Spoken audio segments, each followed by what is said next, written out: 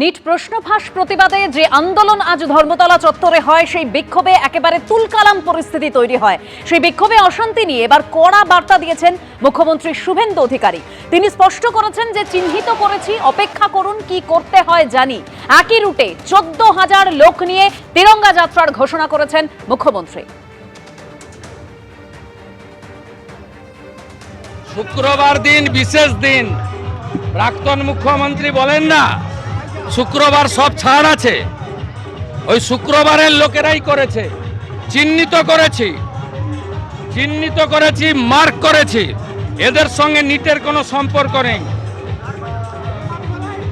আগের প্রাক্তন মুখ্যমন্ত্রী যিনি এখানে হেরেছেন তিনি বারবার বলেন না শুক্রবার তো ওরা একটু করবে, তাই আজকে সাংবাদিকরা আক্রান্ত হয়েছেন।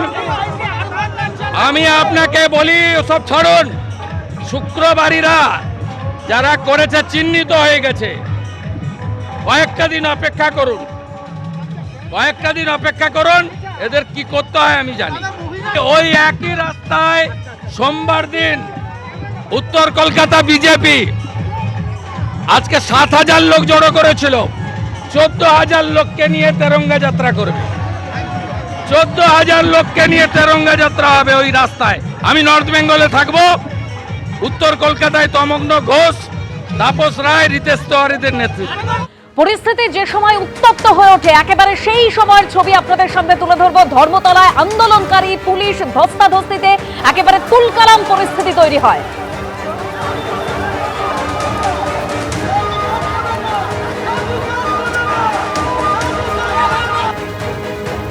পুলিশ বিক্ষোভকারী সংঘর্ষের রণক্ষেত্র ধর্মতলা চত্বর।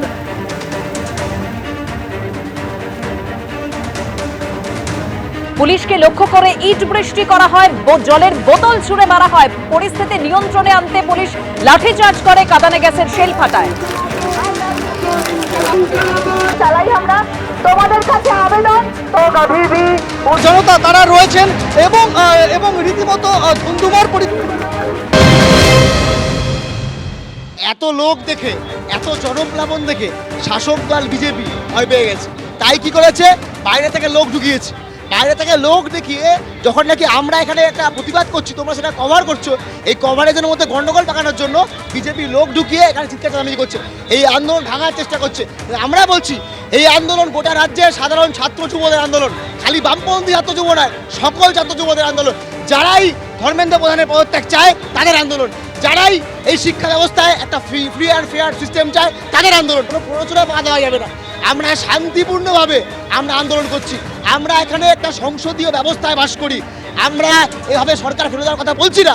আমরা বলছি শিক্ষা ব্যবস্থাকে রিফর্ম করতে হবে। আমরা বলছি সরকার যদি মনে করে থাকে যে তাকে ক্ষমতা আছে, গদি আছে, বলে সে জানো এটাই করবে, এ করা যাবে না, তাহলে ছাত্ররা যুবরা রাস্তায় নামবে, পথে নামবে। আমরা চাইবো না যে রাষ্ট্রের সঙ্গে আমাদের কনফ্রন্টেশন হোক, কারণ পুলিশের বাড়ির ছেলে মেয়েটা তাদের ভবিষ্যৎ সুনিশ্চিত করার জন্য আর্মিতে যে চাকরি করে, যে সিআইএসএফে চাকরি করে, যে সিআরপিএফে চাকরি করে, তার বাড়ির ছেলে মেয়েটার ভবিষ্যৎ সুনিশ্চিত করার আমরা রাস্তায় নেমেছি। এই আন্দোলন গোটা দেশের ছাত্র যুবদের আন্দোলন, এই আন্দোলন গোটা দেশের সাধারণ মানুষের আন্দোলন। পড়ুয়াদের ভবিষ্যৎ সুরক্ষিত করতে হবে, একেবারে এই দাবি নিয়ে আজকে রাস্তায় নামে বাম ছাত্র সংগঠন। তারা প্রতিবাদ জানান। মূলত নিট প্রশ্ন ফাঁসের যে প্রতিবাদ, সেই আন্দোলন একেবারে কলকাতায় আছড়ে পড়ে। শেষ পর্যন্ত রাত দখলের যে কর্মসূচি ছিল, সেই কর্মসূচি বাতিল করে দেওয়া হয় বামপন্থীদের তরফে।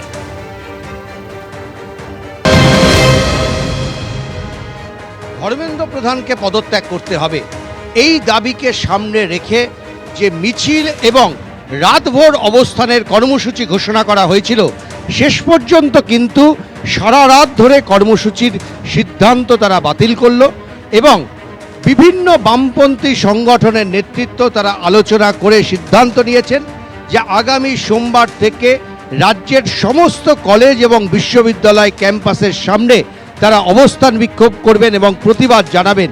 একই সঙ্গে রাজ্যের সমস্ত জেলাতে এবং বিভিন্ন কলেজের সামনেও ধারাবাহিক এই আন্দোলন চলবে যতক্ষণ পর্যন্ত না ধর্মেন্দ্র প্রধান তিনি পদত্যাগ করছেন।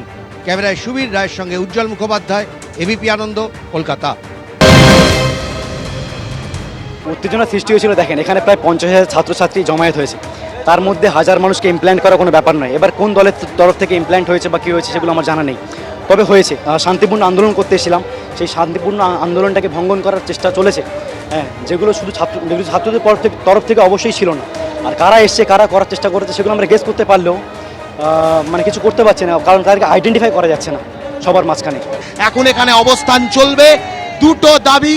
এক নম্বর কথা, ধর্মেন্দ্র প্রধানকে ইস্তফা দিতে হবে এবং এনটিএ কে বাতিল ঘোষণা করতে হবে। এখন যেটা দিল্লির যন্তর মন্তর, গোটা দেশের নানান প্রান্তরে যন্তর মন্তর গড়ে উঠছে, আজকে কলকাতার বুকে যন্তর মন্তর গড়ে উঠেছে।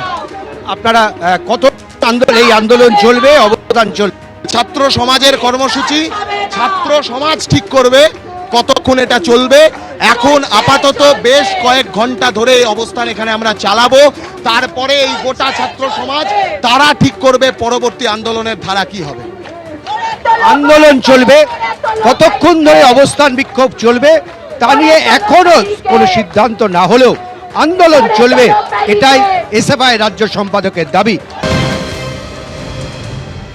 এরা দেশ জুড়ে একটা নৈরাজ্য তৈরি করবার চেষ্টা করেছে। সিপিএম গৃহীত, পরীক্ষিত এবং পরিত্যক্ত। ঘোলা জলে এভাবে মাছ ধরা যায় না, এটা সিপিএম এর বোঝা উচিত। ও একটু বাচ্চাদের সঙ্গে লাফালাফি করে নিচ্ছে, ওটা করুক। যারা এই আন্দোলন তৈরি করেছিলেন তারা বুঝতে পেরেছেন যে তাদের ভিন্ন পথে পরিচালিত করা হচ্ছে, কিছু অপান্তেয় অপ্রাসঙ্গিক পরিত্যক্ত শক্তি তাদের ব্যবহার করতে চাইছে। তারাও সচেতন, সেজন্য তারাও সরে এসেছে। আমরা শিক্ষা নিচ্ছি কিভাবে বাইরে থেকে ভ্যান্ডালিজম বা হোলিগানিজম করার জন্য লোকজন আসছে। এই যে আপনাদের মিডিয়া বন্ধুদের উপর যে আক্রমণ যারা করেছে, তারা আমাদের ছাত্র সমাজের কেউ হতে পারে বলে আমরা মনে করি না। আমরা খুব ক্লিয়ার কাট কথা বলছি, যদি ভ্যান্ডালিজম হোলিগানিজম করতে হয়, যদি কনফ্রন্টেশনে যেতে হয়, ভাই বাড়িতে থাকো। We are condemning the attack which has happen with media. এ থেকে আমরা শিক্ষা নিচ্ছি সিজেপি কলকাতার মুভমেন্টে যাতে এই ভ্যান্ডালিজম না হয়। আমরা এই ভ্যান্ডালিজমের বিরুদ্ধে আমরা দেখেছি পুলিশের ওপরেও দেখলাম তারা ভ্যান্ডালিজম করতে এসছে, কারা করেছে সেটা আইডেন্টিফাই করুক। মিডিয়া পার্সোনালদের ওপর অ্যাটাক যারা করেছে তাদেরকে আইডেন্টিফাই করুক, করে তাদেরকে স্টেপ নিক, আমাদেরকে যায় আসে না।